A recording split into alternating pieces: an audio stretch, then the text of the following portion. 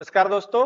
Mains mentorship programme में आज हमारा 26वां दिन है और डिजास्टर मैनेजमेंट का आज हमारा लास्ट सेशन है। आज जितने भी बचे हुए टॉपिक्स हैं वो हमें तैयार करने हैं। तो आप इनको अच्छे से पढ़ेंगे, इनका नोट्स बनाएंगे, शॉर्ट नोट्स बना लेंगे और देखो एक दो बार आपको रिवाइज करना पड़ेगा। और जो मैं आपको अभी पीवाईक्यू दिखाऊंगा उनको ध्यान में रखते हुए उन टॉपिक्स को तैयार करना। तो जो आज के हमारे टॉपिक्स हैं वो हैं फ्लड पे, बाढ़ पे बहुत बार क्वेश्चन आ चुका है और खास करके ये अर्बन फ्लड पे। तो अर्बन फ्लड आपको तैयार करके जाना है।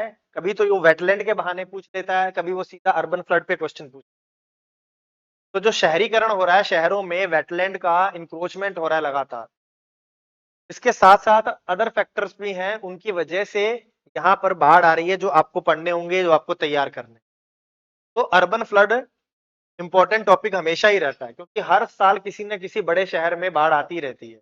कभी मुंबई हुआ, कभी दिल्ली हुआ, कभी पटना हुआ, कभी बेंगलुरु हुआ, तो वहां होता रहता है, कभी चेन्नई हुआ।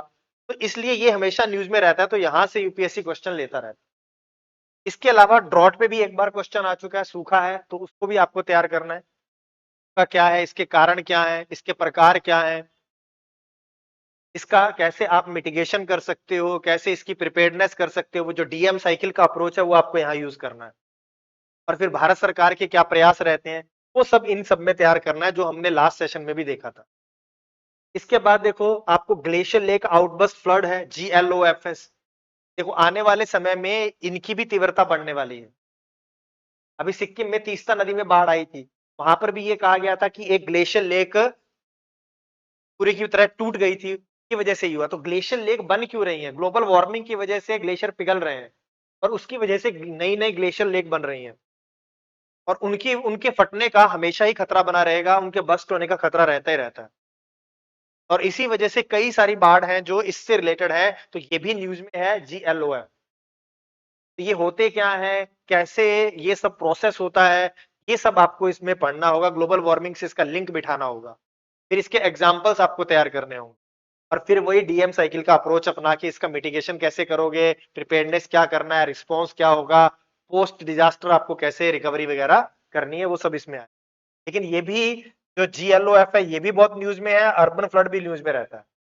अब ये लाइटनिंग है, जो बिजली का गिरना, ये आप अक्सर ही अब सुनते रहते हो, कभी बिहार में, कभी यूपी में, उड़ीसा में, उत्तर के जो पर्वतीय प्रदेश है वहां, वेस्टर्न घाट। तो ये जो बिजली गिरने की जो घटनाएं हैं ये भी बहुत न्यूज में रहती हैं। और राज्य ये मांग कर रहे हैं कि इसको एक डिजास्टर या एक आपदा घोषित किया जाए, ताकि जो इसके पीड़ित लोग हैं, विक्टिम्स हैं, उनको कंपनसेट किया जा सके। अभी तक फ्लड हुआ, साइक्लोन्स वगैरह हैं, इन सबको किसके अंदर माना जाता है कि वो इस डिजास्टर के अंदर मानते हैं, तो उसके विक्टिम्स को कंपनसेट भी करते हैं। लेकिन इसके अंदर जो है लाइटनिंग को शामिल नहीं किया। तो स्टेट मांग कर रहे हैं कि इसको भी, बिजली गिरने को भी एक आपदा के रूप में गिना जाए और इससे जो प्रभावित लोग हैं उनको कंपनसेट दिया जाए। तो ये यहाँ पर आपको लाइटनिंग पढ़ना, लाइटनिंग है क्या, इसके कारण क्या है, इसका पूरा प्रोसेस क्या है, किन किन क्षेत्रों में लाइटनिंग की संभावना ज्यादा है, कौन से इसके ज्यादा प्रोन इलाके हैं, वो वाले आपको इसमें देखने हैं। तो लाइटनिंग वो एक इंपॉर्टेंट टॉपिक है और यहाँ पे क्वेश्चन आ सकता है। जैसे क्लाउड बस्ट लगातार न्यूज में था, तो उससे क्वेश्चन आ चुका। इसी तरह लाइटनिंग भी बहुत न्यूज में रहता है, तो यहां से आने की पूरी पूरी संभावना है। लाइटनिंग से, LOF से, इसके बाद अर्बन फ्लड से तो आ ही रहा है। इसके अलावा फॉरेस्ट फायर भी न्यूज में रहता है। उत्तराखंड में जंगलों में आग लग गई थी, दक्षिण में भी ये न्यूज आने आती रहती है। तो हमें ये देखना है कि फॉरेस्ट फायर है क्या, इसके कारण क्या है। तो इन कारणों के साथ साथ आपको देखना है इसका इंपैक्ट क्या होगा, फिर वही डीएम साइकिल वाला अप्रोच अपनाना कि कैसे इन पे कंट्रोल किया जा सकता है। तो फॉरेस्ट फायर भी आपको ध्यान में रखना, बहुत ही इंपॉर्टेंट टॉपिक है। ये सब इनसे अभी तक क्वेश्चन आया नहीं है, इसीलिए ये हॉट लिस्ट में है पूरे के पूरे। फॉरेस्ट फायर हुआ, लाइटनिंग हुआ, GLOF हुआ, इन तीनों से अभी तक कोई क्वेश्चन नहीं है। इसके अलावा देखो रेलवे एक्सीडेंट्स हो रहे हैं, इनसे भी क्वेश्चन उठ सकता है। यहां से ये भी आपको तैयार करना है, ये करंट न्यूज में रहता है। इसके बाद केमिकल डिजास्टर है, जैसे ऑयल स्पिल हो गया था तो वहां से तो आ गया। गैस लीकेज हो रही है, कोई जहरीली गैस का लीकेज हुआ है, तो उस संदर्भ में अगर न्यूज में कोई है तो आपको यहां से भी तैयार करना है।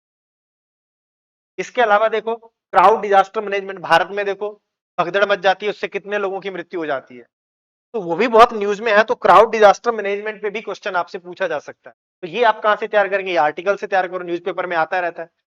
कितने ही आर्टिकल आ चुके हैं, जब भी भगदड़ मचती है उसके बाद न्यूज़पेपर में कई सारे आर्टिकल इसी पर आते हैं, तो आप उसको पढ़ोगे तो वहीं से इसको तैयार कर लो।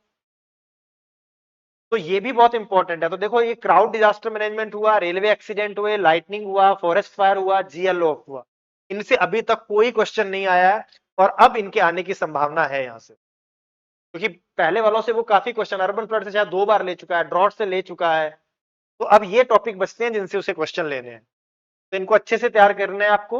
तो ये हिंदी में आपको सब दिया होगा यहाँ पर।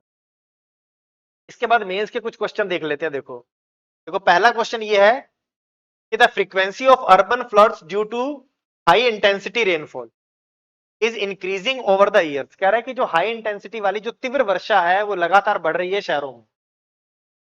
Discussing the reasons for urban flood highlight the mechanism for preparedness to reduce the risk during such events. वो कह रहा है कि देखो इसके कारणों को बताओ, discussing the reasons for urban flood, इसके कारणों को बताओ, highlight the mechanism for preparedness to reduce the risk during such events. क्या कह रहा है कि आप प्रिपेयर्डनेस के बारे में बताओ। आपको देखो डीएम साइकिल मैंने आपको बताया था कि प्रिपेयर्डनेस पे क्वेश्चन है। पहला तो पूछ रहा है कि अर्बन फ्लड के कारण क्या है, दूसरे में वो कह रहा है कि इसके रीजंस को बताते हुए आप बताओ कि जो प्रिपेयर्डनेस है उसकी कुछ मैकेनिज्म्स को बताओ।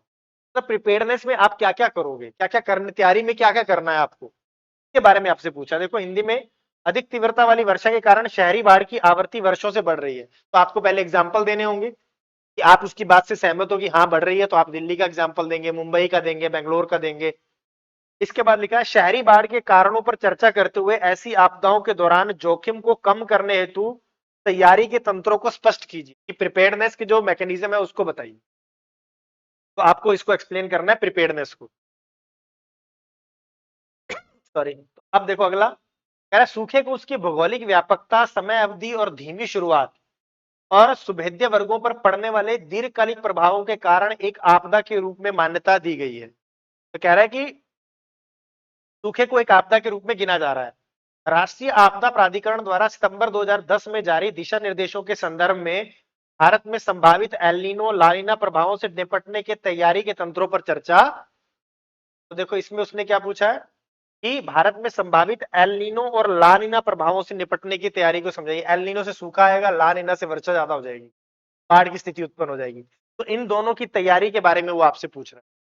देखो यहाँ पर फिर देखो कि 2010 में गाइडलाइन आई थी नेशनल डिजास्टर मैनेजमेंट अथॉरिटी की, discuss the mechanism for preparedness to deal with likely El Nino and La Nina fall out in India. तो एल नीनो और लानिना दोनों के प्रभावों के बारे में पूछा। तो एल नीनो से तो सूखे की स्थिति हो जाएगी, लेकिन जब लानिना होगा तो वहां पर वर्षा की मात्रा बढ़ती है, तो बाढ़ की स्थिति उत्पन्न हो सकती है। तो दोनों से निपटने के लिए वो कह रहा है आपको मैकेनिज्म बताना, तो दोनों का अलग अलग आप बताएंगे। तो यहां से ये क्वेश्चन आपसे लिया है। अगला क्वेश्चन देखो, बांध विफलता है। देखो डैम फेलियर हो रहा था, कई सारे डैम टूटे थे लास्ट ईयर, यूपीएससी ने सीधा वहां से क्वेश्चन ले लिया। कह रहा है कि जो बांध विफलता है, डैम फेलियर है, हमेशा विनाशकारी होती हैं, विशेष रूप से डाउनस्ट्रीम क्षेत्रों में, मतलब निचले क्षेत्रों में। नदी के ऊपरी क्षेत्रों में डैम टूटता है, निचले क्षेत्रों को प्रभावित करता है। तीस्ता नदी पर टूटा, केरला में टूटा, तो इस तरह से डैम टूट रहे हैं, जिससे बड़े पैमाने पर जनहानि और संपत्ति की हानि होती है।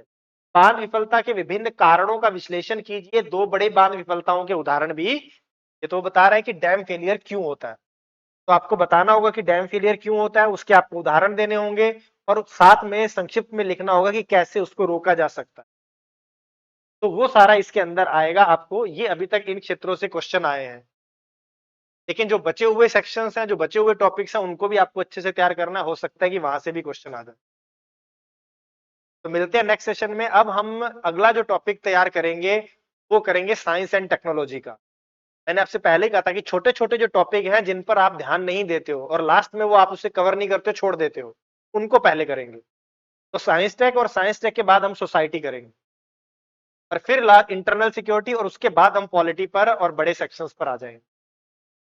तो मिलते हैं कल वाले सेशन में, और वहां पर हम देखेंगे साइंस एंड टेक्नोलॉजी।